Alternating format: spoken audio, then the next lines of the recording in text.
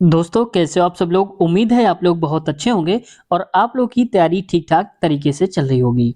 दोस्तों आज हम आपके लिए लेकर के आए हैं एनटीपीसी का पिछला पेपर पार्ट नंबर 153 जो कि बहुत स्पेशल सीरीज चल रही है, जिसमें से दोस्तों हम करंट अफेयर को अपडेट करके 2024 और 25 के हिसाब से बताते हैं और एक्स्ट्रा फैक्ट के साथ हम समझाते हैं, ताकि आपका क्वेश्चन उस टॉपिक से कहीं से भी आए आप उसको सही करके ही आओ।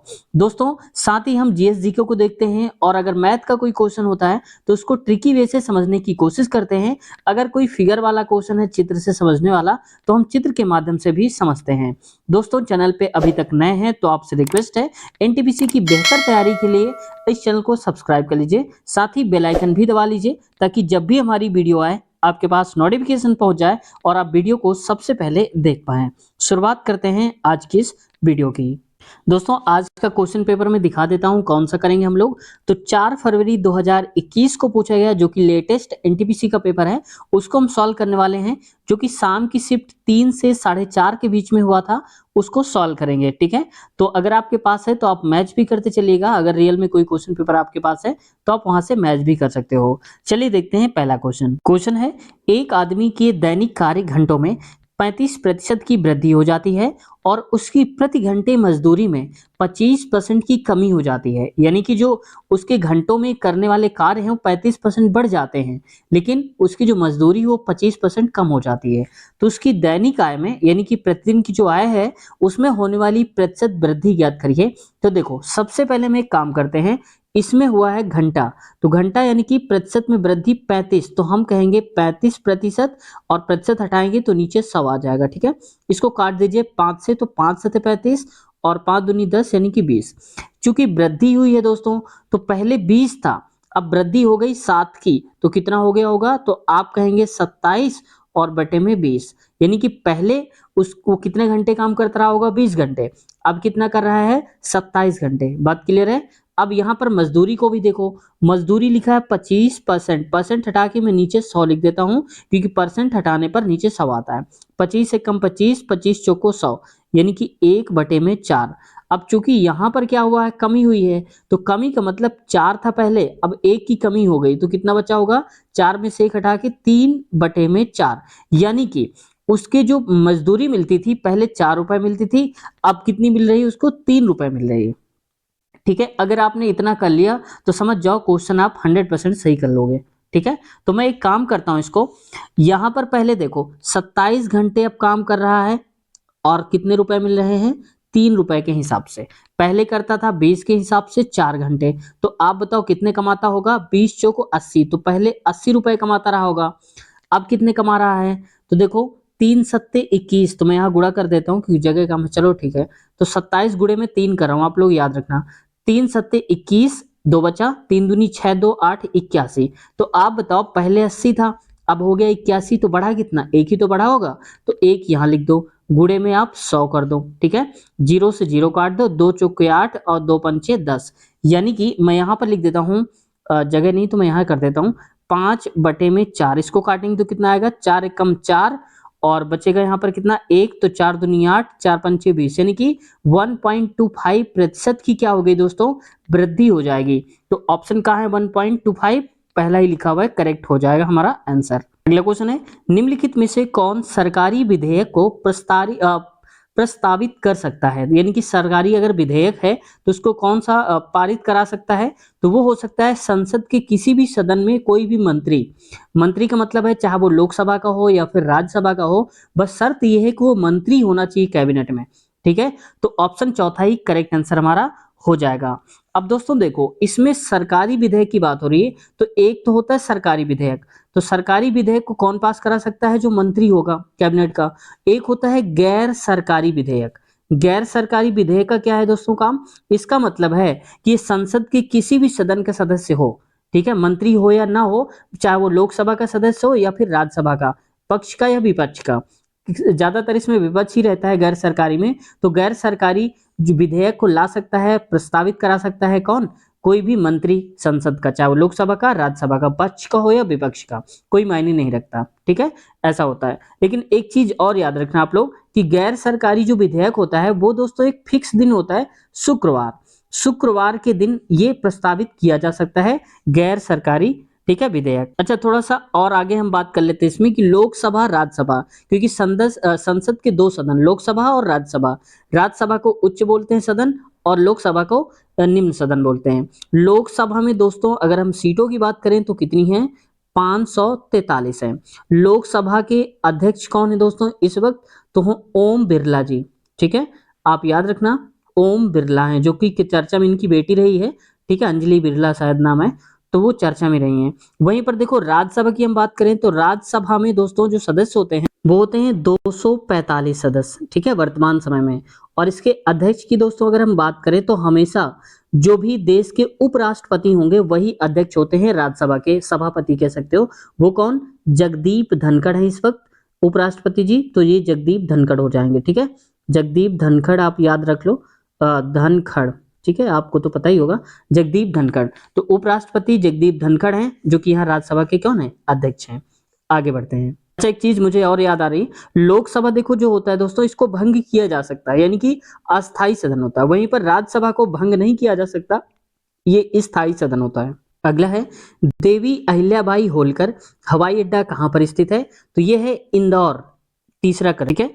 अब हो सकता है बाकी जो शहर है उनका पूछ ले, जैसे बेंगलुरु, बेंगलुरु में है कैंपेगौड़ा, ठीक है, कैंपेगौड़ा के नाम से, कैंप गोड़ा भी नाम से जानते हैं इसको, तो याद रखना। तो मैंने सारे ही लिख दिए, आप यहां से देख लो, बेंगलुरु में कैंपेगौड़ा, चेन्नई में दोस्तों मीनामकम, देखो ये तो पुराना नाम है मीनामकम, क्योंकि इसके पहले इसको मीनामकम से जाना जाता था, लेकिन वर्तमान में अब चेन्नई एयरपोर्ट ही है, ठीक है, हो सकता है पूछ लिया जाए। इंदौर में तो देवी अहिल्याबाई होलकर, और नागपुर में बाबा साहेब अंबेडकर अंतरराष्ट्रीय हवाई अड्डा स्थित है नागपुर में, याद रखना। चाहो तो आप इसका स्क्रीनशॉट ले लो, या फिर आप वीडियो को थोड़ा सा रोक दीजिए, पेन कॉपी ले लीजिए, जहां भी आप नोट्स बना रहे हो कुछ कर रहे हो तो वहां पर आप इसको नोट कर लीजिए, ठीक है। तो ये बासा हमने लिख दिया शॉर्ट में, तो आप लोग जब कॉपी में लिखना तो ये लिखना बाबा साहेब अंबेडकर, ठीक है, या भीमराव अंबेडकर जी। क्वेश्चन है 1784 ईस्वी में यूरोपियनों द्वारा भारत में पुरातत्व संबंधी कार्य शुरू करने के साथ साथ एशियाटिक सोसाइटी ऑफ बंगाल का गठन किया गया था। इसके संस्थापक कौन थे। देखो बस सिंपल सा कहना ये चाहता है कि एशियाटिक सोसाइटी ऑफ बंगाल की स्थापना किसने की थी, तो ये करी थी दोस्तों विलियम जोन्स ने। ऑप्शन चौथा करेक्ट आंसर हमारा हो जाएगा। अगला क्वेश्चन है डैश भारत का सबसे पुराना व्यापार संघ संगठन है, तो ये है दोस्तों AITUC, ऑप्शन नंबर दूसरा ही करेक्ट आंसर हमारा हो जाएगा। कई बार होता है कि इसका फुल फॉर्म भी पूछ लिया जाता है कि AITUC, ए का मतलब होता है ऑल, आई इंडिया, टी से ट्रेड, यू से यूनियन और कांग्रेस, तो all India trade union Congress होता है AITUC का फुल फॉर्म। इसकी स्थापना दोस्तों हुई थी 1920 में, ये मैं सही लिख देता हूं इसको, 1920 ईस्वी में। और इसकी स्थापना किसने करी थी, तो लाला लाजपत राय जी ने करा था, याद रखना, ठीक है, लाला लाजपत राय जी ने किया हुआ था। इसकी स्थापना 1920 ईस्वी में किया था, ठीक है। और सबसे महत्वपूर्ण इसका फुल फॉर्म आप याद रखना, मैं लिख देता हूं यहाँ पर ऑल इंडिया, राइटिंग में सही से नहीं लिख रहा हूं, आप लोग कॉपी में सही से लिखना अपनी, ठीक है, ऑल इंडिया ट्रेड, समझ जाओगे ना, ट्रेड यूनियन, UNION, और इसके बाद कांग्रेस, याद रखना, ठीक है। तो आप लोगों ने नोट कर लिया होगा उम्मीद है। सबसे ज्यादा इंपॉर्टेंट क्या है कि इसकी स्थापना कब हुई थी, 1920 में, किसने करी, लाला लाजपत राय ने। और हो सकता है फुल फॉर्म पूछ ले, क्योंकि रेलवे में एक दो क्वेश्चन ऐसे बन जाते हैं जो फुल फॉर्म पूछे जाते हैं, क्योंकि पिछली बार के आप लोग जितने लगातार जो हमारे व्यूअर्स हैं वो जान रहे होंगे कि हर एक क्वेश्चन हर एक सेट में मिल रहा है फुल फॉर्म वाला, ठीक है, तो हो सकता है पूछ लिया जाए। तो all India trade union Congress. Question है अगला 48, 24 और 8 दिया है, 55, 20, 11 और ऐसे करके यहाँ पर क्या आएगा ये बताना है। तो पहले हम ये देख लेते हैं कि ये बना कैसे होगा, इनके बीच में संबंध क्या है। तो देखो जरा, सबसे बड़ा नंबर यानी कि किनारे वाला देखो पहले तो 48 है, लिखो आप 48, 48 से सबसे छोटा नंबर ये किनारे वाले में भाग दे दो, यानी कि इससे भाग दे दो, 8 छंग 48 आया 6, 6 का गुणा करा दो 4 से, तो 4 छिंग 24, तो देखो 24 आ रहा है। वैसे यहाँ पर देखो 55 लिखा है, तो 55 और भागे में करते हैं पहले वाले से 11, तो 11 पचे 55, 5 आया, और जो भी आंसर आया उसमें 4 से गुणा, 5 को 20, तो यहाँ पर क्या आ रहा है 20 आ रहा है। अगला ठीक वैसे ही कर दो, तो यहाँ पर लिखा है 63 और बटे में ये वाला 9, तो 9 एक कम 9, 9 7 63, 7 आ गया, 4 का गुणा तो 7 चौक 28 आ जाएगा। तो कहाँ लिखा है 28? ऑप्शन पहले में ही दिया है। ठीक है, तो समझ गए आप लोग, यही सही उत्तर हमारा पहला ही हो जाएगा। अगले क्वेश्चन है, डैश रमन मैग्सेसे पुरस्कार से सम्मानित होने वालों में से एक हैं, यानी कि इनमें से जो 4 लोग लिखे हुए हैं, इनमें से किसे रमन मैग्सेसे पुरस्कार मिल चुका है? ये है दोस्तों, पहला अरविंद केजरीवाल जो कि दिल्ली के सीएम हैं, इनको रमन मैग्सेसे पुरस्कार मिल चुका है और ये मिला था काफी साल पहले, यानी कि 2006 में मिला हुआ था। ठीक है, रमन मैग्सेसे को दूसरे नाम से भी जाना जाता है, एशिया का नोबेल पुरस्कार भी कहा जाता है। ठीक है, एशिया का नोबेल, मैं डायरेक्ट छोटा सा लिख देता हूँ, एशिया नोबेल पुरस्कार के नाम से जानते हैं किसको? ये जानते हैं रमन मैग्सेसे पुरस्कार को। ठीक है, सामाजिक कार्यों के लिए दिया जाता है, पत्रकारिता के लिए दिया जाता है, इसमें होता है। और ये दोस्तों जो रमन मैग्सेसे नाम है, ये फिलीपींस, आपने नाम सुना होगा, फिलीपींस के एक राष्ट्रपति जी थे जो 7वें नंबर के राष्ट्रपति थे फिलीपींस देश के, उनके नाम पर इसको रखा गया है रमन मैग्सेसे। और ये एशिया के एशियाई लोगों को दिया जाता है, जो कि एशिया का सर्वोच्च सम्मान भी है रमन मैग्सेसे पुरस्कार। ठीक है, और इसकी देखो दोस्तों जो शुरुआत हुई थी वो आप लोग जान लो, क्योंकि हो सकता है आपसे पूछ भी लिया जाए। तो इसकी शुरुआत हुई थी 1957 में। ठीक है, आप लोग याद रखना 1957 में इसकी शुरुआत की गई थी, अप्रैल में, लेकिन आपसे ये नहीं पूछा जाएगा किस महीने में, ईयर आप याद रखना 1957 में हुई थी। 2024 में दिया गया था, ये 66वां नंबर का है। और सबसे लास्ट में इंडिया में मिला था 2019 में मिला था रवीश कुमार जी को, जो कि बहुत ही ईमानदार पत्रकार हैं, जो हम जैसे बेरोजगार युवाओं की आवाज को उठाते रहते, विद्यार्थियों की आवाज को, तो उनको मिला हुआ था 2019 में। इसमें मिला है कई लोगों को, जिसमें से कर्मा फुंटनसो जो कि भूटान के रहने वाले हैं। देखो भारत रत्न कुछ इस टाइप का होता है जो भी दिया जाता है महान पुरुषों को, तो भारत रत्न में ये जो मेडल की बात हो रही है, ये इस टाइप का मिलता है। मैं इसको और थोड़ा दिखा देता हूँ इस टाइप से, यहाँ से। तो देखो यहाँ पर ये 2 होते हैं, एक इस तरफ होता है, एक पीछे साइड में होता है। तो ये सत्यमेव जयते लिखा होता है यहाँ पर, और यहाँ भारत रत्न लिखा रहता है, ताम्रपत्र बोला जाता है इसको, ये यहाँ पर दिया जाता है। ठीक है, मेडल के रूप में। तो उम्मीद है आप इसके बारे में समझ चुके होंगे, भारत रत्न के बारे में। अगला क्वेश्चन है दोस्तों, आप लोगों से पहले एक रिक्वेस्ट है कि आप लोग सब्सक्राइब नहीं करते हो वीडियोस को, तो आपसे प्लीज रिक्वेस्ट है कि सब्सक्राइब कर लीजिए। और क्योंकि ऐसे छोटे से यूट्यूबर को जब आप हौसला देते हैं, कोई एक सब्सक्राइबर बढ़ता है हमारा, तो हमें बहुत बड़ा मोटिवेशन मिलता है, ताकि हम आप जैसे लोगों के लिए नई नई वीडियोस ला सकें और अच्छे से अच्छे फैक्ट्स बता सकें। क्योंकि जब आप मनोबल देते हैं तो हमें और हौसला मिलता है, जिससे हम और भी नई नई वीडियोस आपके लिए लाते हैं। दोस्तों आप लोग लाइक नहीं करते हैं, तो प्लीज आप लोग लाइक कर दिया करिए, सिर्फ एक लाइक करना है आपको, बाकी कुछ नहीं करना है। ठीक है, तो इसमें हम टारगेट रखते हैं इस वीडियो में 500 लाइक का, तो देखते हैं 500 लाइक हमारे हो पाते हैं या फिर नहीं हो पाते हैं। ठीक है, चलते हैं क्वेश्चन की तरफ। कौन सा राष्ट्रीय राजमार्ग दिल्ली और मुंबई को जोड़ता है? तो ये जोड़ता है दोस्तों NH8, नेशनल हाईवे 8, ऑप्शन दूसरा करेक्ट। ठीक है, अब देखो बाकी वाले भी सारे पूछ लिए जाए तो क्या करोगे? तो NH10 जो है दोस्तों, वो जोड़ता है सिलीगुड़ी से गंगटोक तक जाता है। ठीक है, गंगटोक यानी कि सिक्किम, और ये बांग्लादेश की पूरी सीमा पे लगता है, पूरी क्या मतलब काफी हद तक लगता है। तो सिलीगुड़ी से गंगटोक तक जाता है। NH8 तो बता ही दिया, दिल्ली से मुंबई को जोड़ता है। वहीं NH1 की अगर हम बात करें तो ये जोड़ता है दोस्तों दिल्ली से, ये भी दिल्ली से ही जाता है, और दिल्ली से अटारी बॉर्डर यानी कि पंजाब तक जाता है, ये आप कह सकते हो इसको। ठीक है, पंजाब तक यानी कि अटारी बॉर्डर। और NH12 जो है दोस्तों, ये पश्चिम बंगाल में ही स्थित है, पश्चिम बंगाल में ही स्थित है, यहाँ पर उनके शहरों को जोड़ता है। तो ये आपसे नहीं पूछा जाएगा 12 वाला, मुझे नहीं लगता कि इतना इंपॉर्टेंट होगा। बस NH1 और NH10 ये ऊपर के तीनों आप याद रखना। NH10 सिलीगुड़ी से गंगटोक यानी कि सिक्किम की राजधानी आप जानते ही होंगे, और NH8 दिल्ली से मुंबई को जोड़ता है, NH1 दिल्ली से पंजाब को जोड़ता है। अगला क्वेश्चन है, डैश स्थिति आधारित F2S farm to shop trading platform है, जो भारतीय किसानों को बिचौलियों के बिना अपनी उपज सीधे उपभोक्ताओं को बेचने में मदद करता है। यानी कि एक ऐप है यहाँ पर, जो कह सकते हो कि यहाँ पर दलाल होते हैं, उनके हाथ ना पड़ करके डायरेक्ट आप जिनको जरूरत है वो आप अनाज आपसे ले सकते हैं, या अपना किसान जो अनाज है डायरेक्ट बेच सकते हैं उन लोगों को जिनको जरूरत है, डायरेक्ट खरीद सकते हैं, यानी कि बिचौलिया का कोई जरूरत नहीं रहेगी। तो मंडी ट्रेड्स नामक एक ऐप है, वहां से आप ये कर सकते हैं। भारत के राष्ट्रपति बनने से पहले इनमें से किसे भारत रत्न पुरस्कार से सम्मानित किया गया था?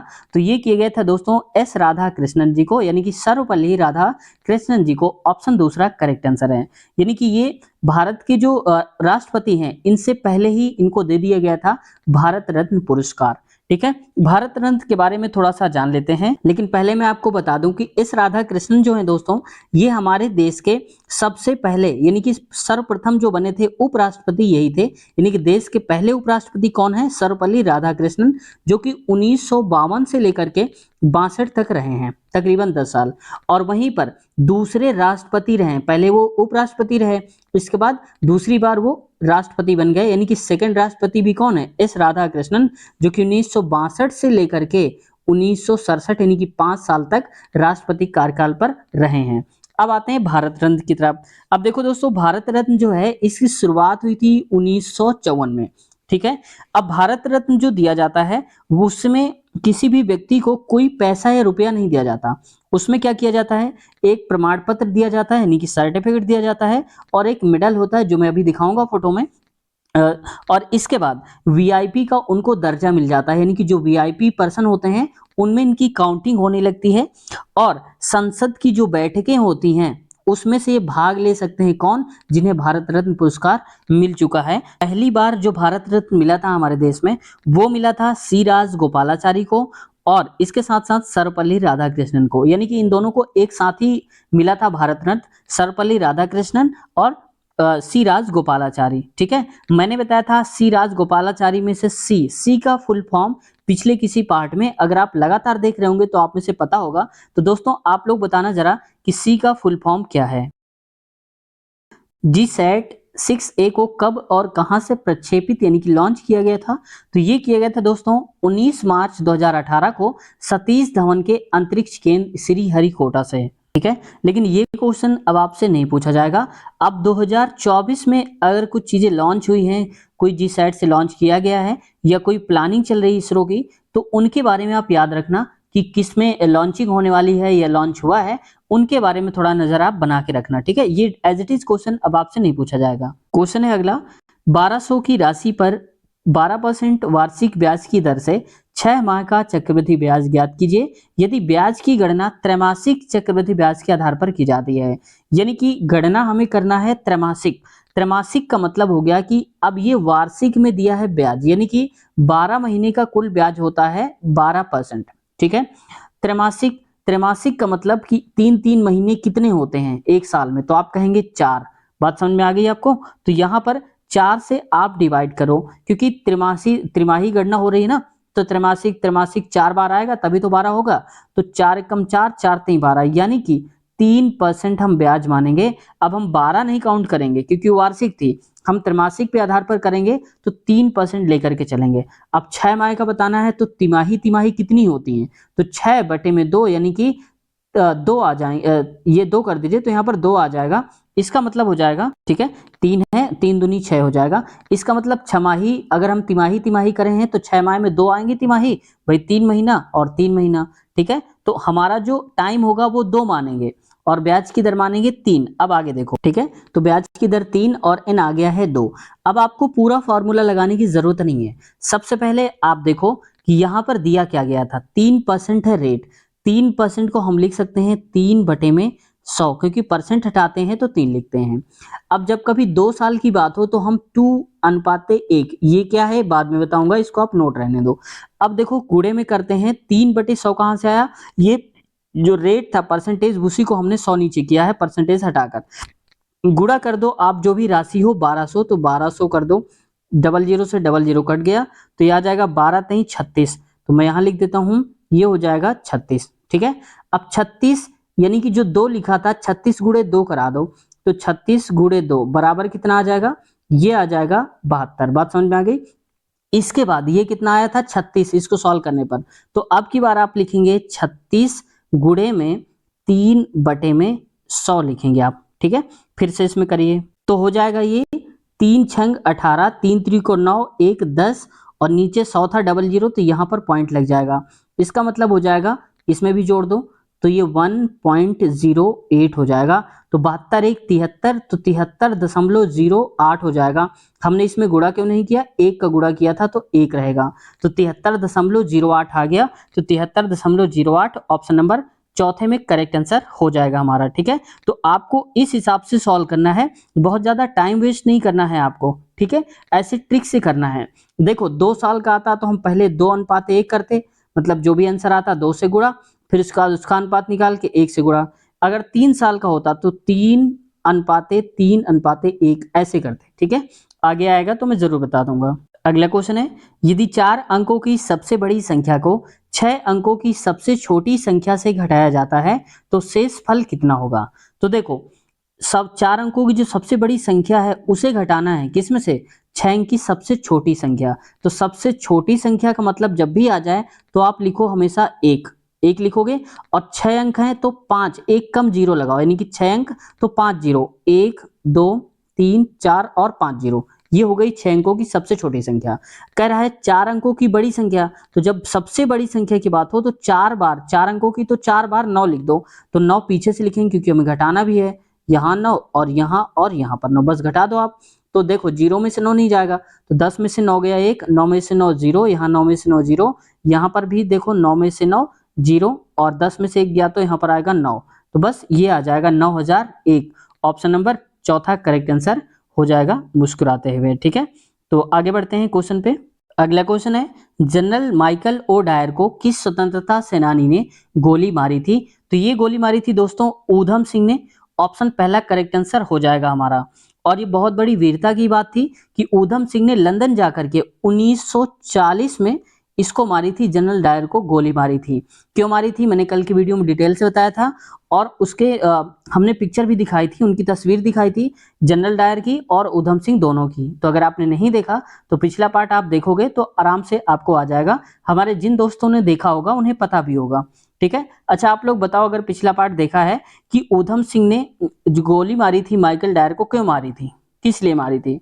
ठीक है, आप लोग बताना, देखते हैं कितने लोग सही जवाब पता है। अगला क्वेश्चन है, एक बहुभुज में अंतः कोणों का योग बहिष्कोणों के योग का 3 गुना है, भुजाओं की संख्या ज्ञात कीजिए। ठीक है, तो पहले तो देखो, अगर आपको फार्मूला पता है तो आप आसानी से कर लोगे।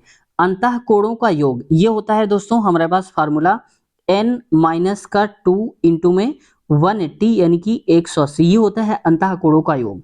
ठीक है, बराबर में क्या करना है, बहिष्कोण, तो बहिष्कोणों का योग होता है 360 डिग्री, हमेशा याद रखना।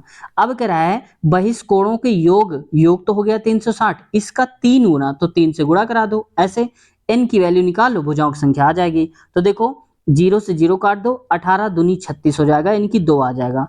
तो n माइनस का 2 बराबर में आ जाएगा 2 गुणे में 3, तो ये हो जाएगा n माइनस 2 बराबर में 3 दूनी 6, n की वैल्यू आ जाएगी 6 प्लस का 2 बराबर में 8 आ जाएगी। तो n की वैल्यू दोस्तों आ जाएगी 8, यानी कि भुजाओं की संख्या पूछा था तो 8 आ जाएगा, ऑप्शन नंबर चौथा ही करेक्ट आंसर हो जाएगा, यहां से आप देख सकते हो।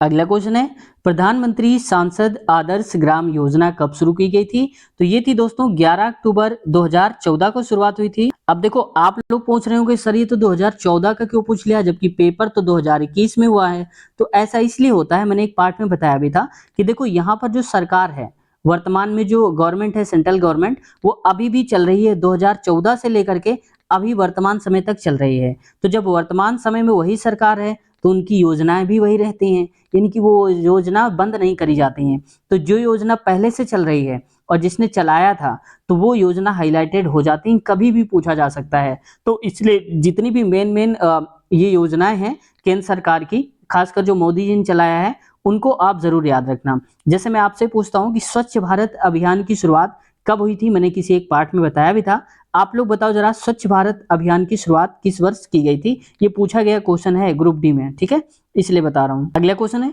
जवाहर ग्राम समृद्धि योजना किस वर्ष शुरुआत की गई थी। तो देखो ये कितना पुराना पूछा है, तो ये 1999 में, ऑप्शन तीसरा करेक्ट आंसर हो जाएगा। अगला क्वेश्चन है, क्रिकेट का बल्ले से वही संबंध है जो टेनिस का टेस्ट से है। तो देखो क्रिकेट खेला जाता है बल्ले से, और टेनिस किससे खेला जाता है, तो ये रैकेट से खेला जाता है, ऑप्शन चौथा करेक्ट आंसर हमारा हो जाएगा। क्या आपने नाम सुना होगा सानिया मिर्जा, जो अभी थोड़ा सा लेटेस्ट चर्चा में आई।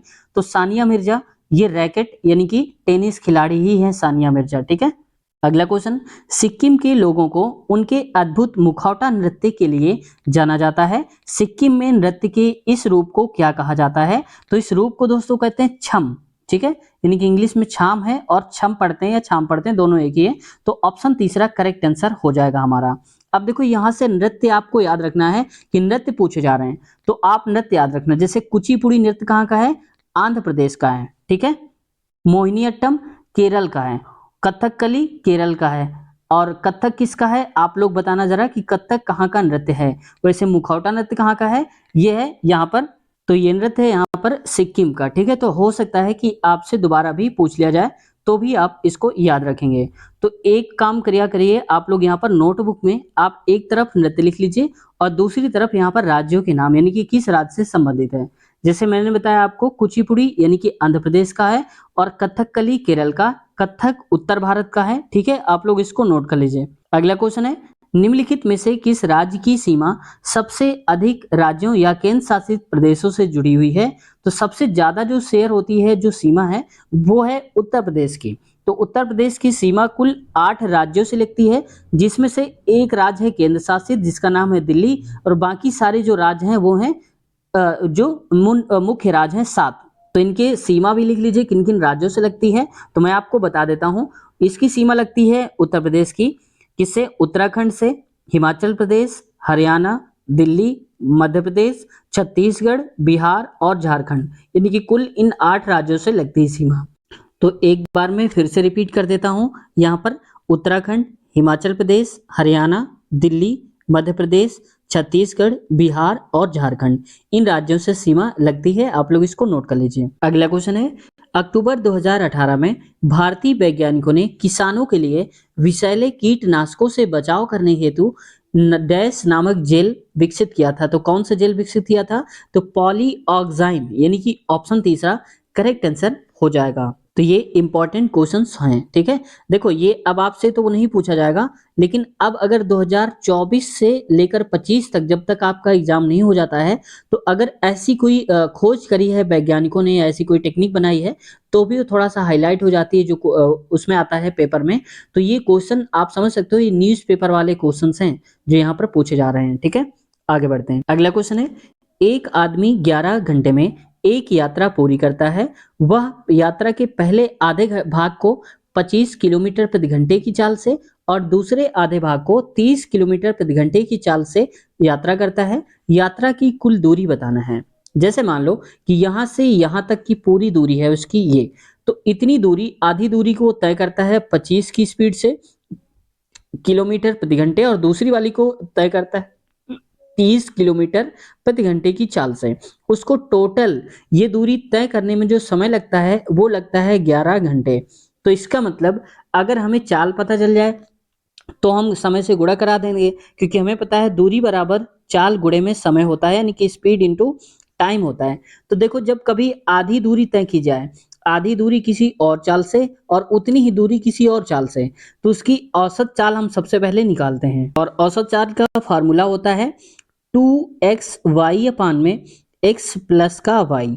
ये x का मतलब पहली चाल, y मतलब दूसरी। वैल्यू रखेंगे तो ये हो जाएगा 2 इंटू में x की जगह में 25 इंटू y की वैल्यू हो जाएगी 30 यानी कि 30, और नीचे आ जाएगा 25 पहली वैल्यू x की और y की वैल्यू है 30, तो यहाँ लिखेंगे 30। तो 25 दूनी 50 होता है, तो लिखेंगे 50 गुणे में 30 और बटे में आ जाएगा 55। ठीक है, तो 50 गुणे 30 यानी कि 1500, नीचे आ जाएगा 55 और गुणे में ये तो देखो हो गई इसकी चाल।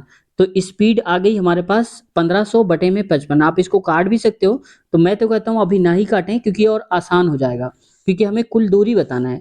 और हमने बताया था दूरी बराबर होता है चाल यानी कि स्पीड इंटू में टाइम।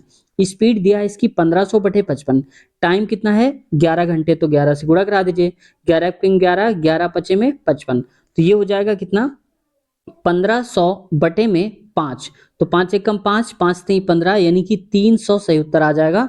तो ऑप्शन नंबर दूसरा ही करेक्ट आंसर हो जाएगा, यहां से देख सकते हो आप। अगला क्वेश्चन है, मानचित्र या चार्ट पर मौजूद एक काल्पनिक रेखा या एक रेखा जो समुद्री जल जैसी जल सतह के नीचे समान गहराई वाले सभी बिंदुओं को जोड़ती है, उसे डैश कहा जाता है। तो ये कहते हैं दोस्तों, इसको आइसोबाथ के नाम से जानते हैं। ऑप्शन दूसरा करेक्ट आंसर है। ठीक है, इसको फिगर में देख भी लेते हैं। तो यहाँ पर आप जो इस लाइन को देख पा रहे होंगे, यही कहलाती है हमारी आइसोबाथ। ठीक है, तो आप याद रखना, समान गहराई। आइसोबाथ का मतलब है यहाँ पर, आइसो का मतलब होता है सेम, बात यानी कि गहराई। तो समान गहराई को दर्शाने वाली जो रेखा होती है समुद्र पर, ये कहलाती है क्या, आइसोबाथ। अगला देखो, यहाँ पर एक आइसो ग्लास दिया है। आइसो ग्लास का मतलब होता है, ये किसी भी भाषा और बोली के बीच जो अंतर होता है, या कह सकते हो कोई एक विशेष क्षेत्र होता है जहाँ पर भाषा और बोली में अंतर होता है कुछ विशेष क्षेत्र में। जैसे मान लो कि ये एक एरिया है, इस तरफ के लोग कुछ अलग प्रकार की बोली बोलते होंगे और यहाँ के अलग प्रकार की बोली बोलते होंगे, लेकिन हो सकता है उनकी भाषा हिंदी ही हो। तो हिंदी के अंदर अलग अलग टाइप का जो वेरिएशन होता है, वो जो लाइन है यानी कि एक क्षेत्र सीमा रेखा जो बनाती है, उसी को आइसो ग्लास बोलते हैं। ठीक है, आइसो हेलाइन, ये दोस्तों आइसो हेलाइन का मतलब होता है ये समान लवणता को दिखाती है। ठीक है, समान लवणता, आप इसको याद रखेंगे। ठीक है, हो सकता है पूछा जाए। जलीय तंत्र में ये दिखाती है, यानी कि जो जलीय सतह होती है वहां पर इस लाइन को दिखाता है।